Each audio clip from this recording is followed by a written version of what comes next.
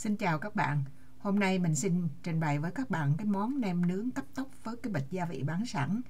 Cũng như nem tươi thì gia vị cần thiết để cho nem lên cái màu đỏ đẹp và không cần nêm cái gia vị nào khác. Sẽ xài cái chất như mình xài hôm nay trong cái bịch gia vị này. Nếu lâu lâu bạn ăn một lần và cần làm nhanh thì đây là một cách để bạn có nem nướng ăn ngay. Tuy mình chỉ xài 1/2 cái bột nem theo yêu cầu, nhưng mà kết hợp với cái máy KitchenAid để nhồi thịt, nem vừa dai và vừa đủ hương vị cần thiết. Bây giờ mình mời các bạn theo dõi cách mình làm. Mình sẽ xài là 700g thịt bò đã xay sẵn, trong đó có 20% mỡ. Mình sẽ xài thêm là 100g bột nem nướng, hiệu mình để trên màn hình đó, tức là 15% so với thịt. Trên bao ghi là 350 bột nem. Sẽ xài 1,5 kg thịt. Mình cho vô là 600g tinh bột. Tinh bột nào cũng được. Bạn có thể xài bột năng, còn hôm nay mình xài tinh bột khoai. Cho vô 1 muỗng cà phê bột tỏi và nửa muỗng tiêu. Muỗng đây cũng là muỗng cà phê luôn. Rồi mình sẽ trộn sơ, tại vì thịt bò xay này á, mình mua mình để trong tủ lạnh, để đông lạnh cũng cả lâu rồi. Thì bây giờ mình phải đem ra mình làm, thành ra nó cũng vẫn còn đông đá đó. Mình cho vô là 1/4 cốc nước, tức là tương đương với gần 60ml đó. Bây giờ mình nói thêm vô cái phần mà trong cái bột làm nem đó nó chứa cái gì. Thì nó có đường nè, và cái chất cũng giống như đường, cũng ngọt giống như đường, và kế tiếp là muối, rồi tới cái chất là vị tinh hả, rồi dầu, rồi chất làm trơn, rồi bột tỏi, axit, và cái sodium nitrate này á, tức là cái chất muối diêm á, nó làm cho thịt nó đỏ lên đó. Rồi họ cũng bỏ thêm cái màu đỏ vô nữa. Mình sẽ đánh, mình dùng một cái máy. Thì thành phần mà chứa trong bột nem thì bạn dồn những cái chất ví dụ như là bột ngọt này, rồi muối diêm, rồi những cái thứ mà các bạn có thể là cử á, kiêng cử, nhưng mà lâu lâu mình ăn một lần, với lại mình làm đây là dưới cái sự yêu cầu của trên bao bì. Như mình nói từ đầu cái video đó thì cũng an tâm đi, không có đến nỗi mà nó làm cho mình phải ngủm. Rồi mình sẽ xài cái máy KitchenAid này, mình đánh nó cho nó dai thịt lên. Thì mình đánh ở cái số 4 khoảng chừng là 5 phút. Khi mình đánh á, mình thấy thịt nó bám lên như cái thành á, thì mình nghĩ lại, mình lấy cái vá mình để mình ép nó xuống, đánh cho nó đến khi mà mình cảm thấy cái thịt nó dai thì khoảng 5 phút á.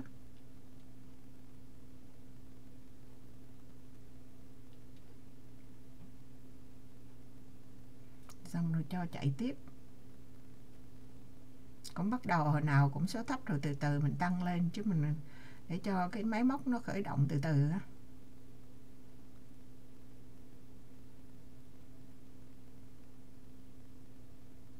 Mình cho nó chạy nhanh lên.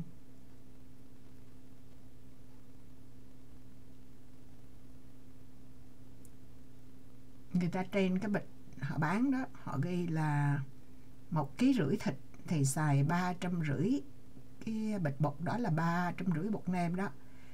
Tức là 100g bột thì xài 100g thịt thì xài 23g bột nem.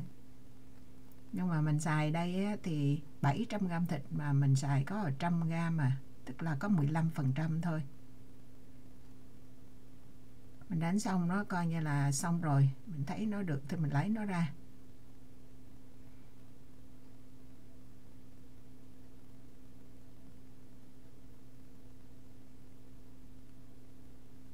Bạn thấy lúc đầu cái thịt của là mình để, tại vì thịt nó cũng cũ rồi, cả 10 ngày trong tủ lạnh đó, thì cái màu nó cũng không có được đỏ tươi lắm á. Rồi mình bỏ cái bột này vô, cái màu nó bây giờ nó ra hồng hồng. Đến khi mà mình mình vò ra thành cái thỏi nem á, thì mình thấy nó ra màu nâu nâu. Các bạn đừng có lo, nó sẽ biến đổi từ từ khi các bạn làm. Bây giờ tại vì mình không có làm liền thì mình sẽ bỏ vô trong một cái hộp, mình thoa dầu cho nó khỏi dính á. Tại mình còn chuẩn bị cái thứ khác. Mình thấy làm cấp tốc thì chỉ là mua thịt xay sẵn, rồi mình bỏ vô gia vị thì cứ mua cái bịch bột đó về mình bỏ vô, mình không có nêm nếm gì thêm, mình chỉ bỏ thêm cái mùi tỏi cho với là tiêu, là thích là bỏ thêm thôi. Chừng này á, thì mình chia ra là làm 8, rồi mình chia 2 nữa, tức là làm ra 16 phần. Mình sẽ làm ra 16 cái thỏi nem. Bạn có thể dùng nhánh sả để mà làm cái cây. Còn mình đó thì mình xài luôn 2 cái cây tăm nhọn này. Mình cho cái sợi tăm này xài ra, lò ra ít ít thôi, là ra nhiều là khi mình nướng nó sẽ bị cháy á. Thành ra chỉ chừa cái phần đủ để cho mình cầm thôi. Lúc đầu mình để ra đây nhiều, sau mình nhớ lại thì mình lăn ốm lại nướng thì cho nó mau. Nem này bạn chiên cũng được, còn mình thì hôm nay mình sẽ nướng nó. Mà thịt phải là thịt có mỡ, ít nhất là 15-20% nha. Nếu mà thịt mà mình không có mỡ nhiều á, bởi vì khi nướng mỡ này nó cũng chảy ra. Mà nếu mà bạn nướng thịt mà không có mỡ nhiều á, thì cái miếng nem rất là khô, ăn không có ngon.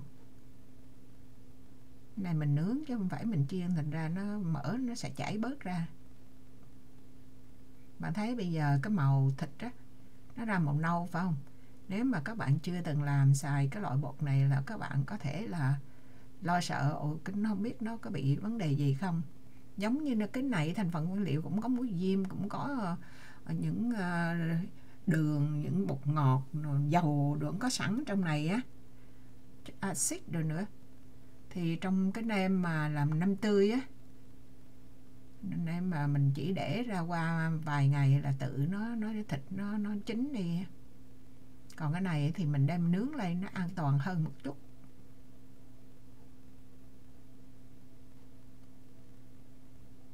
Bây giờ mình sau khi mình xài mấy cái tăm tre này rồi thì mình sẽ xài một số cái mía chặt ra.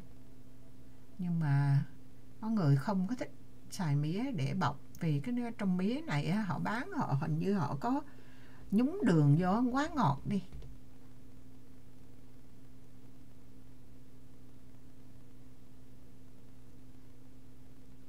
Cái này thì cũng có thể bỏ vô trong cái bịch bát bông kem á, cắt cái lỗ bự bự cái rồi mình bóp ra. Nhưng mà mình thấy mất công ở đây sẵn thì mình dò vậy cũng lẹ thôi. Bóp cái kia thì có thể nó dính thêm bao, dính thêm đồ này kia. Cái cây này, cái loại cây tre này, cái tăm mà sâu thịt này, cái loại này loại ngắn cỡ như 15 cm đó.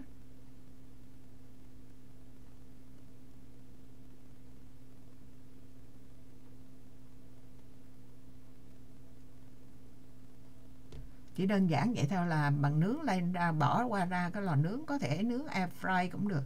Mình thấy cái này là bây giờ mình đang xài cái mía, có thể nướng air fry, còn tại vì mình đang làm cái lò ở ngoài á, đem ra mình nướng một chút xíu, mình nướng chung với gà, nướng chút xíu là xong, là bạn có nem nướng ngay ăn lập tức. Rồi đang nướng là bạn thấy ở trên mặt mỡ nó chảy xuống á, để xa ở trên mà mỡ chảy rột rột xuống, thấy không? Đừng có lo, nó có 20% mỡ nên cho nó chảy, nhưng mà được cái là nó làm cái miếng này mình nó mềm á, với lại nó dai á, mới là mềm mà. Đó, bạn thấy không, màu đỏ bây giờ tự nó lên á, cái màu nó lên. Rồi bây giờ thì mình cái phần này là trang điểm cho đẹp thôi, các bạn có thể bỏ vô muỗng canh, cỡ 2 muỗng canh hành, rồi bỏ vô microwave vài giây cái xong với cái dầu ăn quẹt lên trên cho xanh đỏ tím vàng vậy đó. Rồi cho thêm vài cái hạt đậu phụng rang giã dập bỏ lên. Rồi bạn ăn với cái gì cũng được, có thể ăn với lại bún, hoặc là ăn không vậy đi. Trong cái bữa tiệc nào, đây là mình chỉ trích ra là phần nhỏ để mình làm cho các bạn thấy là rồi món nem cấp tốc này mình có thể thực hiện rất là nhanh luôn. Rồi, công thức của mình trình bày đến đây là xong. Cảm ơn các bạn đã theo dõi. Hẹn gặp lại các bạn trong những video kế tiếp. Bye bye.